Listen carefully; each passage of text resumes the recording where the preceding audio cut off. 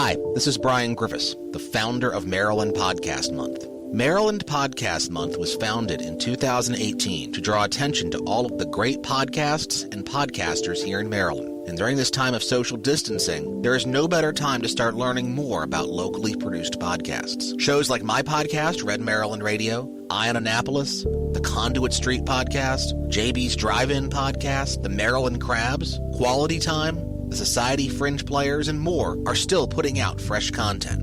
Visit MarylandPodcastMonth.com to learn more about these great Maryland podcasts. That's MarylandPodcastMonth.com. And we thank you for your support of local content.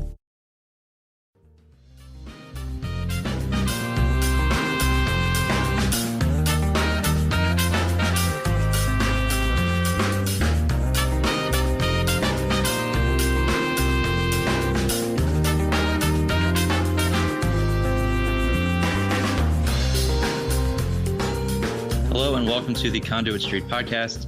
Kevin Canale here on a very special episode today. Of course, I have with me Michael Sanderson, and we also have the entire MACo policy team. Michael, this is the first time we've had 5 people on the podcast, and of course, we are continuing to practice social distancing, so we are all off-site working out of our home offices. But, hopefully folks are going to give us a little bit of slack here. We're doing our best.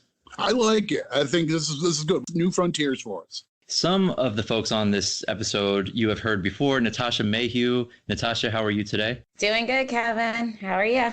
Hang in. And Alex Butler, you have also been on the podcast. Alex, how's it going? Flattered to be invited back. And then Drew Jabin is making her debut on the Conduit Street Podcast. Drew, how are you today? Wonderful. Excellent. So let's jump in first. We're going to do sort of a recap of session, bills that were really important to counties. We'll each go through a couple of bills. I'm going to save mine, Michael, for a future episode. And then as a note, we're also going to take a deeper dive into some of the bigger issues that were discussed in session. We mentioned putting a pin in the constitutional amendments. We mentioned that last week. We'll cover those on a future episode. I'm sure we're going to talk more about Kerwin School construction, the bag ban. We've talked about that on a previous episode. But the goal here today is sort of an around the horn style recap of bills that really matter to counties and some interesting issues. Yeah, and especially the things that were uncertain with a week to go and what ended up being an abbreviated session. There were an awful lot of things that went from no idea to either completely done or completely dead in the space of 4 or 5 days. So there's a fair amount for us to recap here. Right. So obviously, we know this was an interesting session. The COVID-19 outbreak obviously resulted in a abbreviated session. They left early for the first time since the Civil War. And, I just want to talk a little bit about and get everybody's perspective on the way things ended. Obviously, they passed a lot of bills in the final days, more than 660 between Sunday and Wednesday. And, I want to get everybody's perspective. It was hard for everybody around town, I think, to keep up. The committees were doing the subcommittees, voting sessions, the floor, especially because they had to lock the buildings down. But, Natasha, Alex, and Drew, talk a little bit about your thoughts on the way session ended and, what your perspective was trying to keep up with everything that was going on. I mean, it was definitely weird. That's the best way to describe it. Yeah, that's fair. Yeah, I think it's something that you'll be like reading in the history books. We'll go to trivia 10 years from now and it'll be like, so in session 2020, it was a lot. I think the hardest part was just kind of keeping track of where everything was, what was going on, and what we needed to do in that moment. Because, it's kind of standard practice, what you're doing in the last couple weeks of session. You're really trying to get FaceTime. You're really trying to get those last minute conversations in to, push legislators in one way or another. With this format, it was, barred from the building. It's kind of, how can I be most impactful? Right. And to be fair, I mean, it wasn't just MACo that was in this position. It was everybody around town. And I think it's fair to say that they probably did the best they could under the circumstances they were in. What do you think, Michael? I think so, but I think those points are exactly right, that it's hard to appreciate unless you've been through this whole grind, how much is getting done just sort of in the hallways and outside the meeting rooms and out on Lawyers Mall in between the buildings and so forth. But I've lost count of the number of times that late in a session, I'm walking on my way to the House of Delegates and a senator grabs me and then says, wait, let's get the other stakeholder in this. We can probably work this out right here. You guys don't want 10 million, but I bet you could go for 2 million. And then we end up sort of haggling things out and say, well, I bet you MACo would be okay if we made that 2 million, and the other stakeholders say, okay, we could probably live with it. I mean, informally, that stuff happens all the time, but it's much easier to do face-to-face. You get that moment of FaceTime and you say, honestly, we can't live with 10 million, we need 2 million. It's hard to do that when you can't get face-to-face with most of the legislators, and they can't with one another because they're sort of isolated in their own meeting rooms. It was just a really weird environment for the way things usually get tied up. Right. And I think, obviously committees were trying to broadcast their voting sessions and subcommittees. The House of Delegates this year, for the first time, live streamed on video some of their floor sessions. The Senate sort of put something together on the fly so that they could also have video of the Senate floor. And of course, the sites were overwhelmed with people who were interested. And so there were some technical issues, feeds dropping out and having to refresh. But again, on the fly, everybody is dealing with this the best way that they can. But it was certainly, I think Natasha and Drew put it the best way. It was weird, right? It was an interesting way to end things. And I still am just in shock at the way things ended. It just feels like, we really didn't close session in the right way, if you will. There wasn't the pomp and circumstance. There was no confetti coming down from the ceilings when they adjourned sine die, but certainly interesting and certainly difficult to try and keep track. But again, under the circumstances, I kind of feel like they did the best that they could. I think everyone did the best they could. I mean, I guess what's lying in the background is if you're in a circumstance where the public can't be in the room to actively participate formally, right? You're having Senate bills that never got a hearing in the House, and they come to the House, and now there's no public participation in that bill hearing. You're missing a meaningful element of how the democratic process is supposed to work. And when the General Assembly concluded, okay, we're going to accelerate, we're going to have this busy weekend, and we'll make a decision soon on how to wrap up, it ended up being how to wrap up early. We all kind of knew that was coming. So does that mean you just do the budget? That's your only constitutional responsibility? Does it mean you do the budget and 10 priority bills or 3 priority bills? I mean, it ended up being, I lost count of how many bills ended up getting passed over the last few days of session, but it wasn't 3 and it wasn't 10. It was dozens and hundreds, right? I don't know. 660 between Sunday and Wednesday. I mean, that's okay. So that's an awful lot of work. And that's typically what happens in the last few days of a legislative session. They put the bows on a lot of things that were kind of on their way to passage anyhow. But with so much of the process being harder to follow, harder to watch, harder to participate in, it just felt like there was a fog around the whole thing. And I'm with you on everybody did their best, but that had a weird feeling to me, as well as it being tough personally to follow a particular issue. It was just an odd circumstance to not have any idea what are they voting on. Oh, I can't get a list.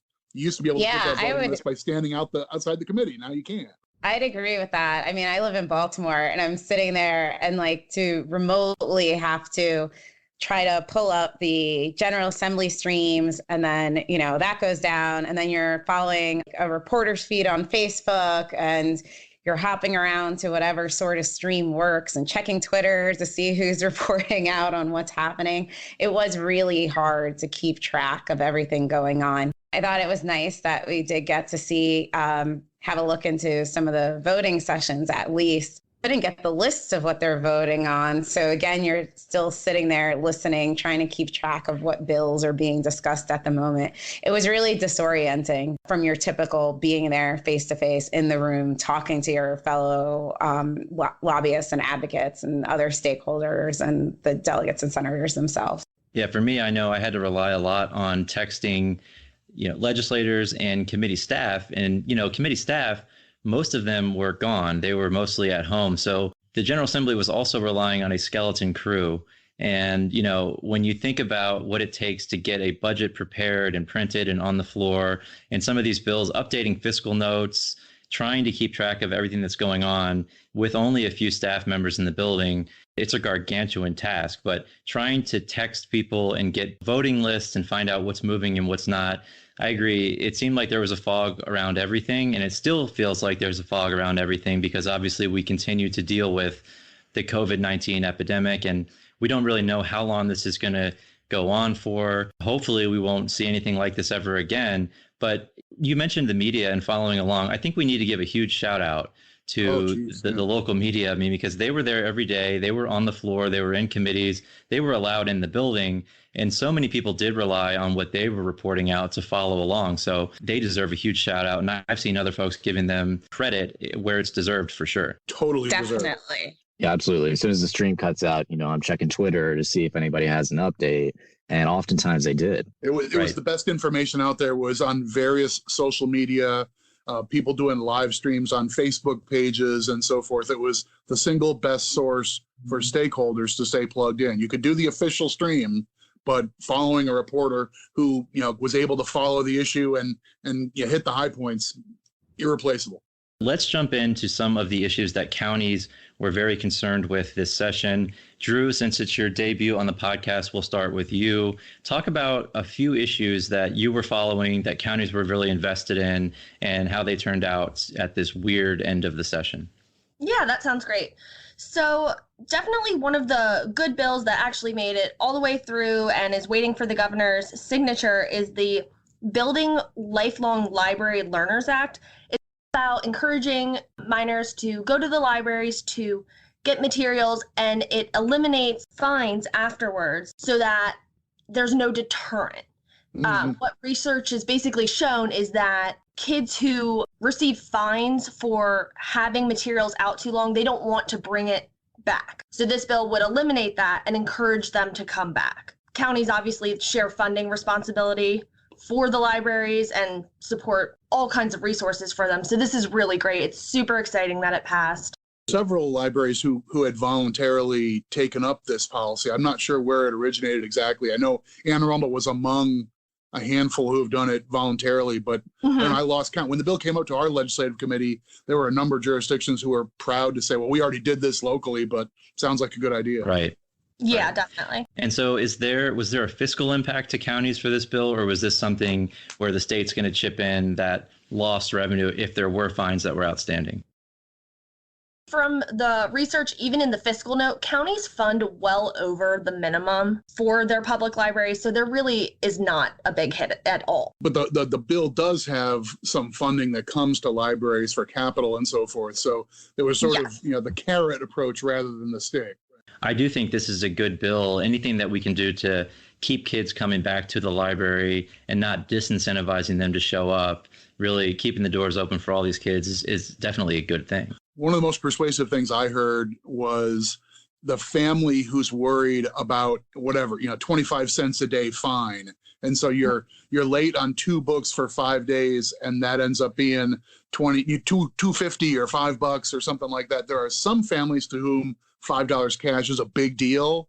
And those are the people who you most want library resources to be available to, right? Exactly. And the families like that, they don't come back. So by doing this, it'll really help. We love libraries on this podcast. We've talked a lot about libraries and all the fantastic resources that they provide. So again, I agree with Drew. I think this is a good bill, from the county perspective, and it helps our communities immensely. Yeah, definitely. Anything else you want to bring up as an interesting issue for counties? There was a bill introduced that would have mandated counties to construct any sidewalks or crosswalks necessary for students to get to school. And obviously, MACo supports the goal of the bill, but the financial hit was astounding. And we were able to testify. The committee voted it down pretty quickly, which is really exciting news for counties. There's just so much to worry about financially already, especially in the midst of COVID-19. So it's exciting that did not make it through. So this is obviously an issue where you said mandate, and we don't like the word mandate. Obviously, we want all kids to have safe passage to school. This really sounds like it's an issue of who should be responsible for making sure that, the sidewalks are constructed, or figuring out how you can get kids picked up on the school bus potentially if there's not safe passage for them. It sounds to me like this is a big unfunded mandate. And again, like you said, we support the goal of the bill. It's just how do you get there? Bread and butter for MACo is making sure that there are not massive unfunded mandates onto counties, protecting counties from these massive unfunded mandates, especially in the times that we're in. Yep.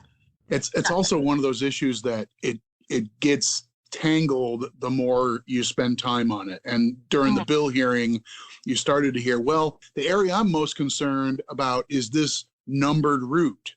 And, I'm worried about Route 4. I'm worried about Route 115 or whatever.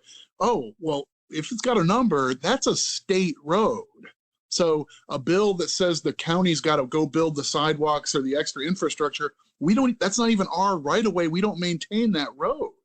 No, but it said that we had to work with the jurisdiction. Whoever did own it, we had to make the plan with them and carry it out. Right. And that means you've got municipal areas where it's the town or the city who really has command and control, but it was this obligation, the county needs to get this done. It was complicated on a level on beyond just being expensive or, one size fits all. It's sort of, there was a lot of finger pointing on, well, who would actually do this and how do we get it done with all the different stakeholders there? Mm-hmm. Right. Devil's in the details. And of course, I feel like we need to be on brand. Counties do maintain the lion's share of roads and bridges in the state. But when it comes to rights of way, Natasha, you have dealt with rights of way on other issues. I mean, talk about how difficult it is to access a right of way from the state or from a municipality or vice versa. I mean, that's not an easy thing to do when the bill just says work with the other jurisdiction to access their right of way. I mean, that's not very easy, is it?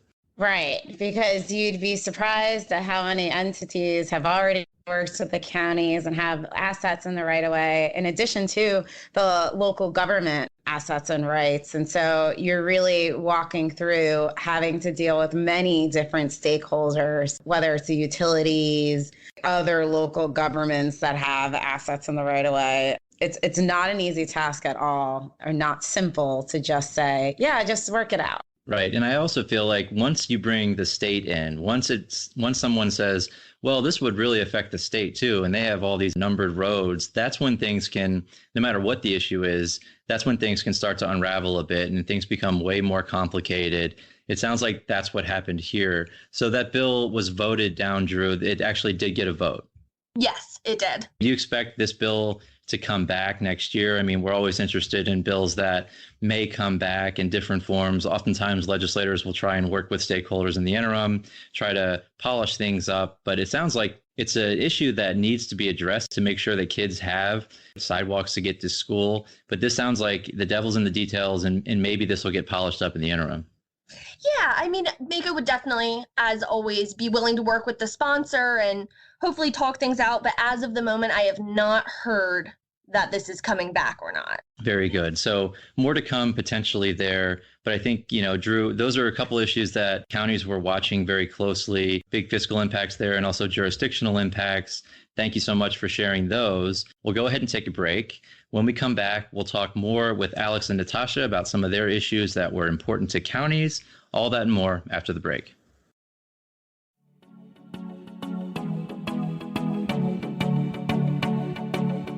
This is John Fernay with Eye on Annapolis to let you know about our daily news brief podcast.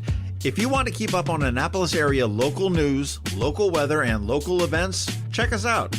We produce episodes every Monday through Friday at 7 a.m. and deliver them right to your phone or computer for free. You can also catch them on our Facebook page, All Annapolis, or under the podcast category at eyeonannapolis.net. You can even ask Alexa to play it for you. So, if you want to keep up to speed on Mayor Buckley, County Executive Pittman, Navy football, maybe you're looking for a weekend thing to do, or if you just want to catch the hyper-local weather, give a listen to the Eye on Annapolis Daily News Brief. We'll see you tomorrow morning. Welcome back to the Conduit Street podcast. On the front half, we started to get into a round the horn style policy roundup from the MACo policy team. Again, we have 5 of us on here today for the first time in Conduit Street podcast history. As a reminder, we are continuing to work remotely amid the COVID-19 crisis, but we do want to keep doing these podcasts. We think they're valuable. And we are going through some of the issues that counties were really focused on during this past session that was abbreviated.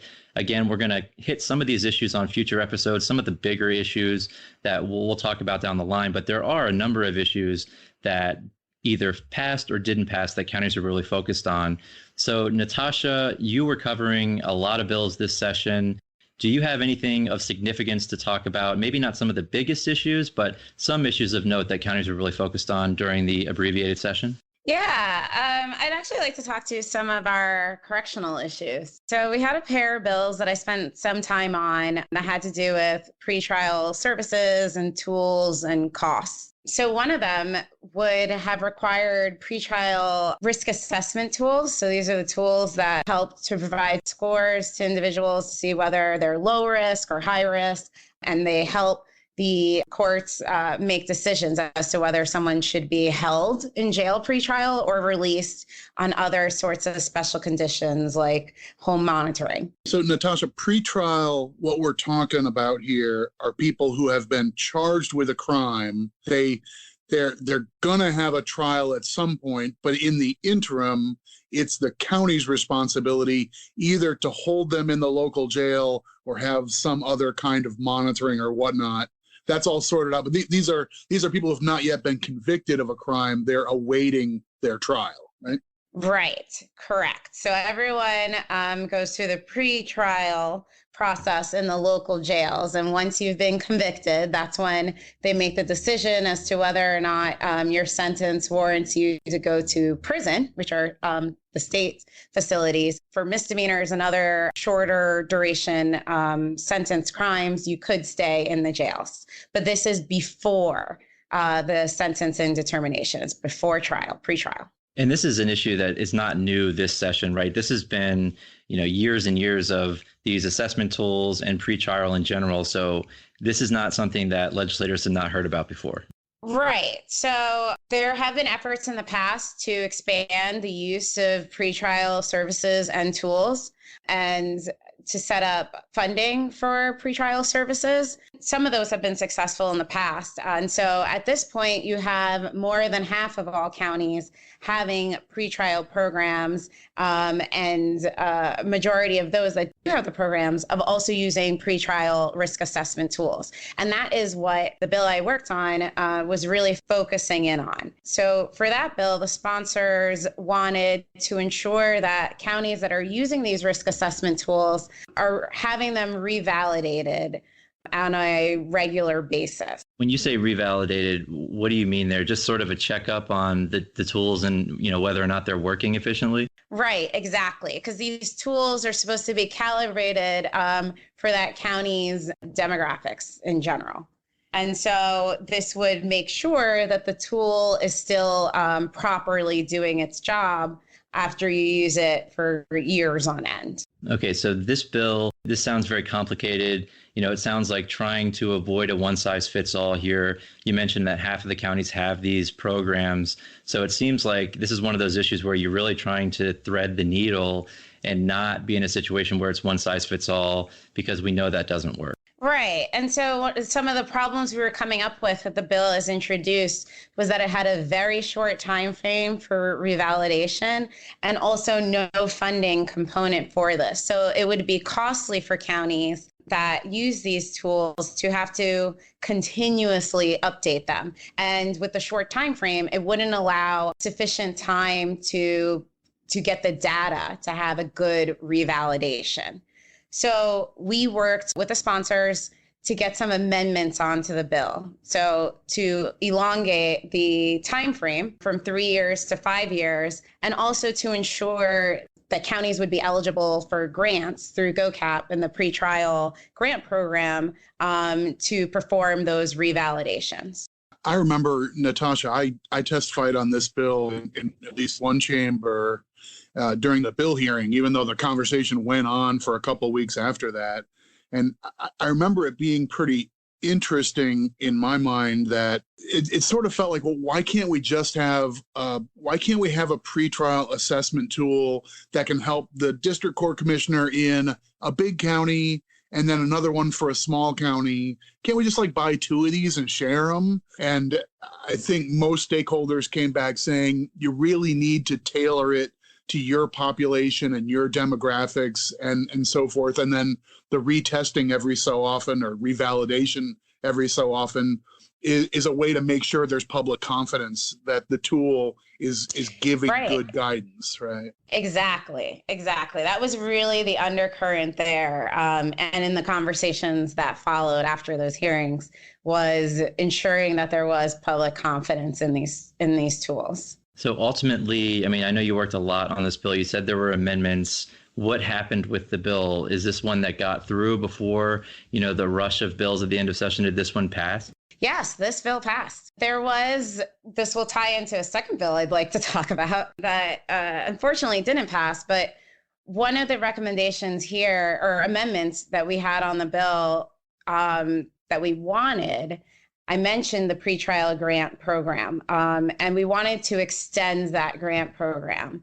Unfortunately, that amendment was not put on this bill, but there was another bill that was introduced where MACo initially opposed, as that bill sought to have us pay for all of reimbursement to defendants found not guilty. And we would have to reimburse them for all the costs of the pretrial conditions imposed on them.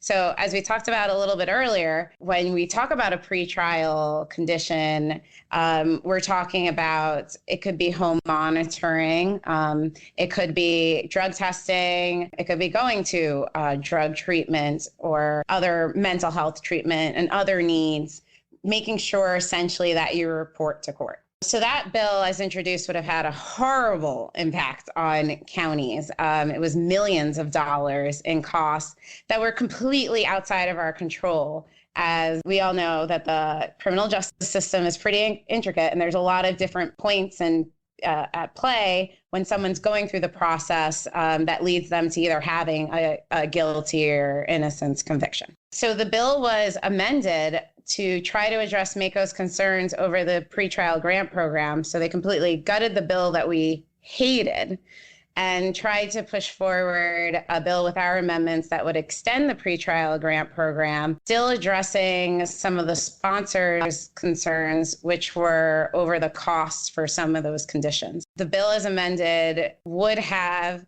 extended the grant program for another 5 years, so until 2028. And it would have then put it as a condition of extending the grants that jails would only be able to access those grants if they did not charge for the pretrial services. Unfortunately, that bill did not move forward.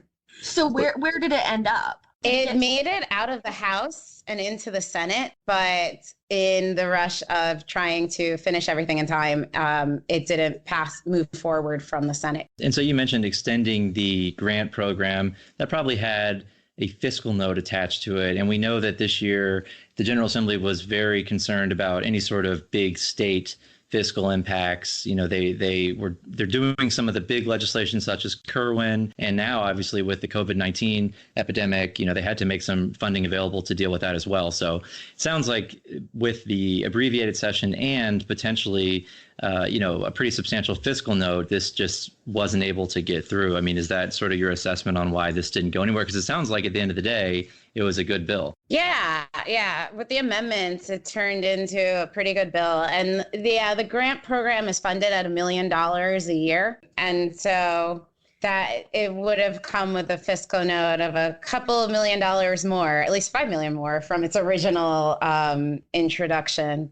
And that's certainly a concern, as you mentioned, there's a lot of big funding ticket items. And when you have an abbreviated session where you're trying to get things through, this one unfortunately just didn't make it through at that point. It also, just process-wise, when you describe the bill came in a form we were really concerned about, the counties had a lot of concerns with, but the committee identified, there's something here we'd like to address. And if this bill isn't exactly the right tool to say, let's amend the original stuff out of the bill and let's come up with something else to address this problem, that sounds, maybe to somebody who's not a policy person or an insider, that sounds kind of like cloak and dagger and sort of sinister and backdoor stuff. But honestly, I think there's a good argument that that's the process working correctly. Even if the sponsor of the bill who wrote it to say, I want to do A, B, and C because of this problem, if the committee who basically owns the bill once it's been introduced and heard, they say, we agree on the problem, but we don't totally agree on the solution. Let's do X, Y, and Z instead. That is a healthy way to try and tackle a problem, even if the solution isn't where things started off. So, we were trying to be constructive and work toward addressing the concerns that the sponsor and the supporters had, even though we didn't like the specifics of the bill. What's one of MACo's calling cards is we can try and work stuff out if what you want to do isn't really antithetical to county government interests and autonomy. And this was one of those cases. Yeah, exactly. It was a lot of really good constructive teamwork to meet with the other stakeholders, meet with the sponsors, meet in the subcommittee to work through, okay, what issue is it here that we need to address, and how can we address everyone's concerns and still put forward something that everyone is happy with. And so it was a lot of good work to come through to amend the bill in the way that worked out for us and the jails and the advocates. And yeah, just unfortunate that it didn't get to go all the way through. Now, this sounds like we hear about pretrial issues, not just here in Maryland, but across the country. This is a topic that isn't going to go away. I know advocates are very passionate about this. Of course, our local jails have input as well. And of course, the counties are watching these issues very closely. So this issue, Natasha, sounds like it will come back next year and in following years. Maybe not this exact same bill, but hopefully it sounds like you did a lot of great work on this bill and you were able to get some amendments on the bill that really made it more palatable for counties. I mean, we all are focused on the same thing here, which is if we can keep people out of jail that don't necessarily need to be there, that's a benefit to everyone. So hopefully, if this pops back up next year, it will pop back up in a form that you worked so hard on to get it to. Agree. And look forward to working on it. Very good. And I know that's one you spent a lot of time on. So anything else, Natasha, or is that a couple of bills that, obviously counties were focused on, but anything else you want to pop in there before we move on to Alex? I'll just do a quick plug on some bills that were very interesting to me. There was a trio of bills that were introduced to modernize the reimbursement for services provided by EMS. And exceedingly, there's a growing demand and need for EMS response and services. And unfortunately, their Medicaid reimbursements and state support have just not kept up with that demand. So the costs have been borne by the counties and the volunteer providers. So there was a package of bills introduced that would help either increase the Medicaid reimbursement rate, authorize reimbursements for treatment without transport, because currently they only get reimbursed if they bring someone, someone calls 911, EMS comes, and they take them to an emergency room. So this would allow them to be reimbursed for treatment that's provided on site without a transport to emergency room. And I think the best way to think about this is, for instance, someone's overdosing and they come and they're administering Narcan, and ultimately the person's revived and the person says, well, I don't want to go to the emergency room. Right now, the ambulances and EMS providers do not get reimbursed for the services, and also to reimburse for mileage. Whereas, particularly in some of our more rural areas, they could be traveling long distances before they're either reaching the patient or reaching the emergency room. And through doing work on these bills that MACo supported, it was interesting to learn at the hearings how far behind Maryland is on these reimbursement rates compared to some of their neighbors like West Virginia and Pennsylvania. Yeah, this is an issue that I'm very interested in as well. I cover 911 related issues, and you mentioned 911. I testified on one of these bills in the Senate Finance Committee. The committee definitely understood. They were all very concerned about, reimbursements, particularly in rural areas where you have, not only your county provided ambulances, but also private ambulance services that are traveling a great distance. And if they provide treatment on site and don't actually transport, they get no reimbursement. So it's really becoming a problem. It's been an issue, and it continues to become a bigger issue.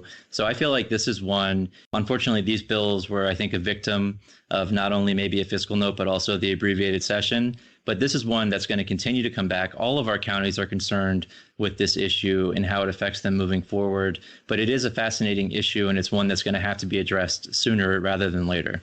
There's a lot of non-emergency transport where just people need some way to get to kidney dialysis or some other, function like that. And is an ambulance the right way to do that? Probably not, but we haven't really threaded that needle everywhere. So there's multiple pieces of this really begging for a solution. Absolutely. Thank you, Natasha. Those are some fascinating issues that I know are very important to counties, not only in the last session, but moving forward. And Alex, you had a number of interesting issues. Your portfolio means that you do see a number of interesting issues. During the last session, I know you were running around all over the place. You mentioned you were watching a bunch of committees in the House at the end there.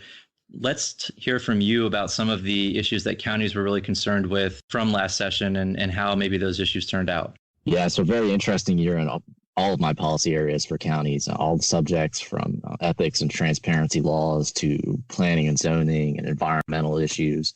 But I mainly hang out with the Environment and Transportation Committee in the House, and then EHE in the Senate, the Education, Health, and Environmental Affairs Committee. And I think that committee in particular this session was swarmed with bills. I know based on the topics they cover, I think everyone on the policy team had several in that committee.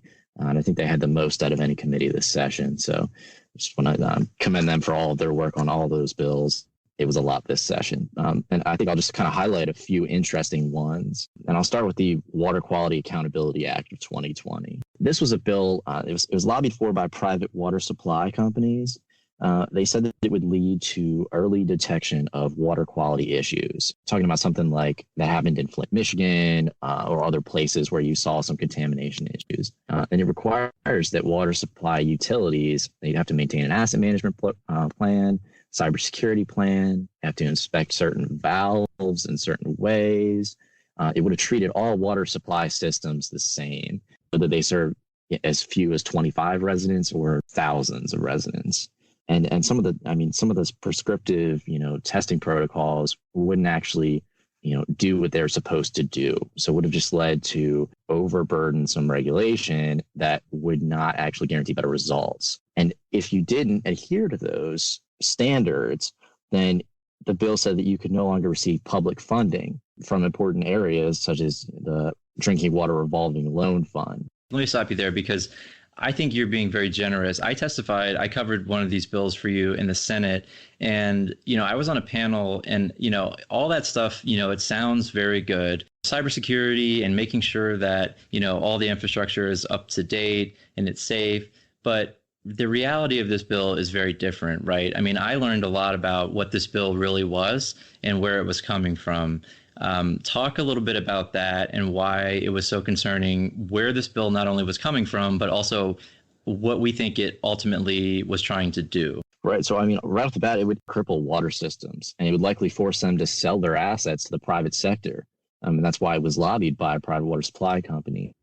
And regardless of these costs, they would end up being pushed on to residents. So actually, there was an op-ed written in Maryland Matters by representatives of the Food and Water Action, AFSCME 67, and Labor Union, and Maryland Rural Water that declared this bill a corporate water privatization scheme. So, typically when you see water quality bill, Water Quality Accountability Act, to me, that says environmental activists are interested in changing something to better water quality. Right. But that is not what this bill is. In fact, pretty much every single group was opposed to the bill, from, us at MACo to the municipalities, Maryland Municipal League, Association of Municipal Wastewater Agencies. We had the NAACP, Sierra Club. The list of opponents to this bill is something I haven't seen on any of the other bills that I had any sort of stake in throughout all of session. And and this bill was a boilerplate bill, right? We've seen those before where, private water or private whomever comes up with language and they ship it to every single state and try to get it through the assembly there. So this is something that we've seen in other states. This is really a boilerplate bill, right? Exactly. It's kind of a template bill, like you said, and it's just they've had success in a few other states. I think a few let it slip, but it would be really harmful to especially some of these small water systems, thinking about like Garrett County and a lot of municipalities, and it would really force them most likely to sell their assets to a private company who now owns the assets. So the, jurisdiction doesn't have to worry about the assets, but the residents have to worry about increased costs. And, typically, I think it was said during the hearing that their prices are 59% higher for residents because they have to run a profit. They're probably, they're a private corporation. So, that's kind of the other side of public water supply that doesn't necessarily run a profit, and they just simply reinvest that money into the system. So that was a really interesting bill this session. It was remarked on as one of the worst the committee had seen all session, but it was certainly something that we might see in the future. And like I said, has had some success in other states. And Michael, I saw you on social media. I think a member of the General Assembly posted a comment about this bill. I saw you, I don't know if you shared it or you commented on it, but there was some interesting exchanges going on social media on this bill. I just feel like this is an interesting example of a bill gets introduced that has lots of features. I mean, I remember, Alex was talking to us as he's reading through the bill and trying to sort out what it seems like it's going to do to a small water system and a larger system and whether this makes sense. By the time the snowball got toward the bottom of the hill, it became clear that the bill had some effects that were well beyond just, let's have better reporting, let's have some different standards, let's have some paperwork filled out. And, if you were worried about, these seem like private interests who are interested in like seeking to take over public assets, that's a really different debate than paperwork and cybersecurity, right? So on a certain level, I felt like this is the way the public process is supposed to work. Here's the bill, here's my ideas, here are the people who are behind it, and then the stakeholders who are concerned or have questions or who are opposed come in and they make their case. And in this case, a lot of legislators came away saying, no, I'm for cybersecurity and I'm for accountability, but this bill, no, now that I understand it more clearly, I don't want to do that. And so ultimately, Alex, you mentioned that the committees were saying this is one of the worst bills they'd seen. I'm assuming this one went down in flames. This bill did not get out of subcommittee. So it was voted down in subcommittee, and the full committee decided that they would support that judgment. So it did not reach the floor of the House. Okay, so it sounds like that's a good bill that we were able to defeat. Obviously, a lot of stakeholders involved there, but excellent work on that one. I know a lot of time went into getting everybody's perspectives together. So any other interesting bills? I know you have interesting bills, but what else do you have for us today as part of this recap? Well, today I've got one more for you. And I think this is something that I wanted to talk about for a little while now. It's called CCEs, Community Choice Energy. This is a bill that we've seen before the General Assembly for several years, kind of sporadically, dating back over, I think, 10 years. Michael, I think if I'm correct there, that provides local jurisdictions with another option to help their residents with power supply. So typically, individual residents have the option of picking their power supply, and that doesn't go away under this bill. If you love your standard offer service, you got it. But there'd be another option where a county, a municipality, or a group of them could create an aggregator and then procure power on behalf of their residents. And, as the name suggests, collect and utilize the demand and then use that power to negotiate better prices or potentially a cleaner supply, whatever the jurisdiction prioritizes. And that's kind of why it's called community choice. Right. So, and this is one I remember at our summer conference, we held a session on this issue, and it was a packed room kind of going through what this means and what it doesn't mean. And this is, this has a lot of stakeholders involved, people for and against. But yeah, Michael, you've been around a long time. Alex mentioned this is an issue that goes way back. You were involved in this too, I know, at summer conference putting this session together. So, talk about some of the history here. This goes back, I think, to the year 2000, where Maryland was one of a number of states that decided to deregulate the supply of electricity. You still get your electricity delivered to your house through an investor-owned utility, but the supplier, in theory, you can choose. And one of the ideas there was everybody's going to go out and cut their own deal and do better. I think most people would say that the market for electric suppliers is so opaque and difficult to follow.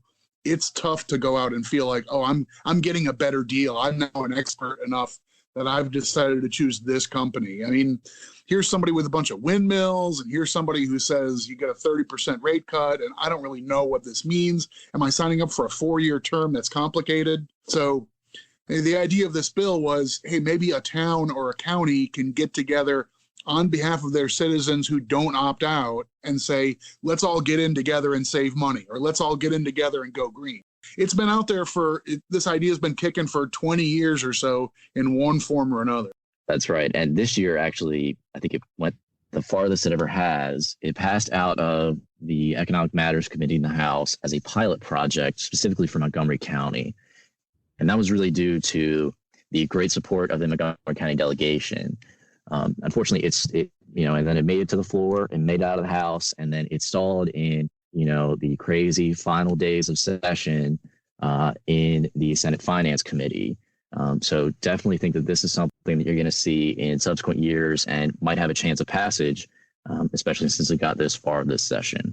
Right. And just to be clear, I mean, as I think it's important, this does not mandate that anybody sign up for any particular provider, right? This really just gives people the choice of where they want to get their electricity, or a local jurisdiction could decide, we want to get our electricity from this provider because maybe it's cleaner, or maybe it's cheaper, and we think this is the way to go. But it doesn't mandate that anybody do anything. So no, it's enabling legislation is what it is. So the legislature would give the ability to local jurisdictions, counties, municipalities, or group thereof to form this aggregation. And they would then, everyone in that jurisdiction, after, kind of lengthy public processes and several notifications, would, if the community enacted an aggregation, they would be opted into this program.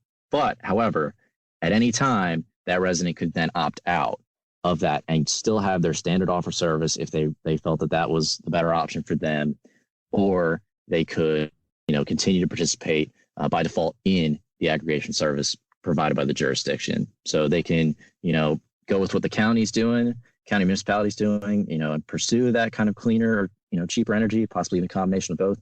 Or if they prefer that standard offer service, they can switch right back to it. Fascinating issue. And obviously, anytime you're dealing with utilities or energy, there are going to be lots of different opinions. Sounded like, this bill was pared down to just a local pilot, but just got caught up at the end of session. It did pass out of the House, as you mentioned, but it was a victim of timing, I guess.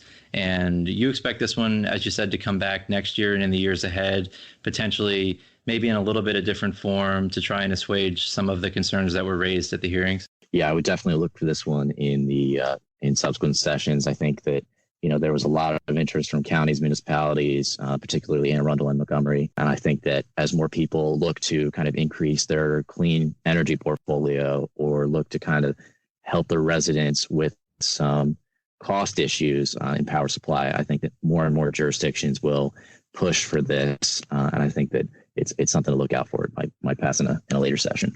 Yep. Sounds like this is all about local flexibility. We like local flexibility. Again, giving counties and their residents the choice is always a good thing from the MACo perspective. Anything else, Alex, that you want to add here before we close out on our recap? No, I think those are kind of some of the more interesting issues that didn't receive a whole lot of attention that I kind of wanted to highlight.